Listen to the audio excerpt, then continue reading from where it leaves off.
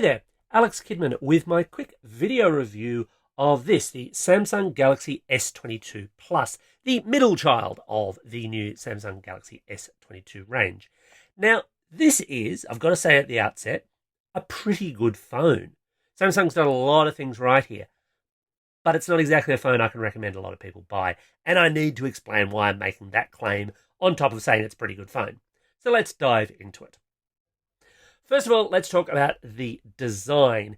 Now, the design is really very familiar, and the reason for that is because, for all of Samsung's talk of innovation, this is the S21 Plus design, just a little bit smaller. Now, some people might like that because it means it's easier to hold in your hand. That's fine too, but I think for a Plus phone, you want it to be, bigger, and I suppose it is bigger than the S22, but smaller than last year's, I'm not so sure I love that so much.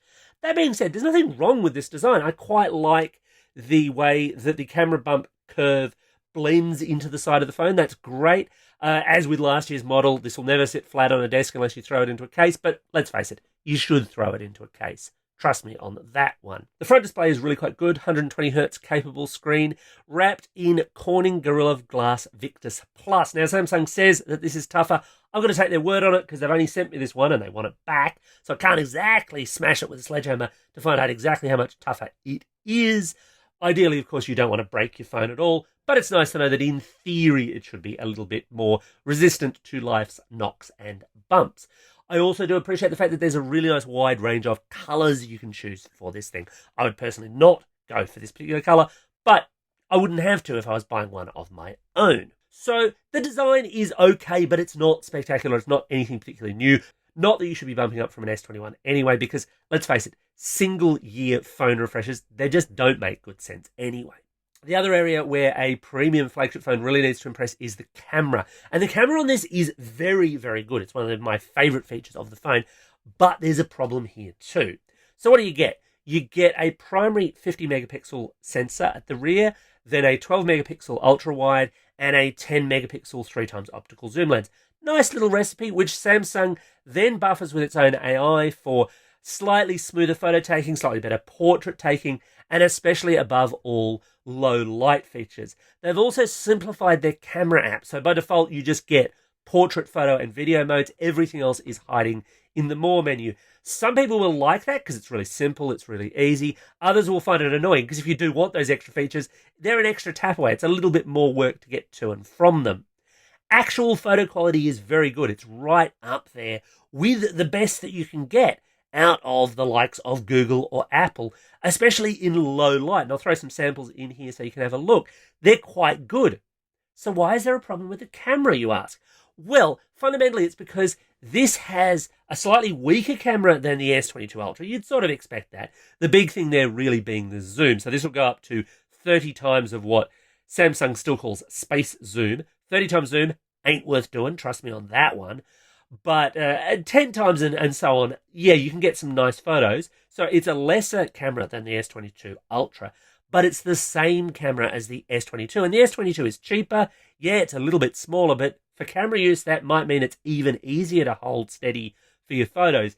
I reckon the S22 would be the way to go if you wanted the current best value and camera combination in Samsung. And that S22 comparison, it's going to come back again. Let's talk processing power and what lies under the hood. So for the models sold in Australia, they will have a Snapdragon 8 Gen 1 processor. There are also Exynos models out there. Samsung's done its usual dual strategy thing. And look, the Snapdragon is really nice and powerful. It benchmarks really well. No, it doesn't quite the best that Apple can offer, but it's right up there, especially for graphics performance, which is interesting because the Exynos has that AMD processor in it. This is, of course, still relying on Qualcomm's own solutions. But look, no, this is a powerful phone. There's really nothing in Android you're going to be able to throw at it that's really going to tax it. But that's true for all flagships, and frankly, for a lot of people, that's true at the mid-range. Now, the other area that this, of course, has is 5G, and here there's some problems. So the big one in Australia is that this is a sub-6 GHz 5G phone only, not millimeter wave as well. Now, Google did this with the Pixel 6 Pro, Samsung, so I don't know why you haven't done that here. It would give it that little premium bump. Does everyone need 5G? Is 5G a reason to buy a phone just yet? No, actually, really, it isn't. But for a flagship phone, you want those flagship specs. You want the best you can get. This doesn't have it. That being said, I can't actually say too much about its 5G performance because what Samsung's provided me with is actually an international model of what we'll get here in Australia. This one won't connect to 5G in Australia. That's this phone right here. The ones that they're going to sell, the ones that you will end up if you buy one, yeah, they'll connect to 5G, no problems. Just this model. But it means I can't really say how well it connected, how fast it went on 5G in Australia. And of course, that's also a fairly variable matter. Okay, battery life. And this is also a problem area. So battery life is always super variable. It does depend on what you do with it. This has a 4,500 milliamp hour battery. That's slightly smaller, again, than last year's S21 Plus. And I guess that's a consequence of it being a slightly smaller phone. And the battery life is only average at best, in my estimation. You can get through a day's usage, but it's not right up there. It's certainly not up there with what I've seen out of, for example, the Pixel 6 Pro or the Apple iPhone 13, which you could get at around the asking price of this phone. Samsung needed to do a little better. And of course, there's a bigger problem there because my tests were 4G only. I couldn't test 5G. 5G is a known battery hog. So actually, the battery life could be worse than what I've experienced in my testing.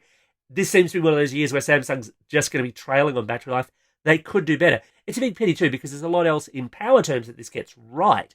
You've got your wireless charging, you've got fast wired charging, you've got reverse wireless charging as well. Now, you don't get a charger in the box because that is the style of the time, but there's plenty of ways to top this up as and when you need to. The sad reality though is, compared to other flagships, you're probably going to have to do that sooner rather than later. So yeah, this is a tough recommendation.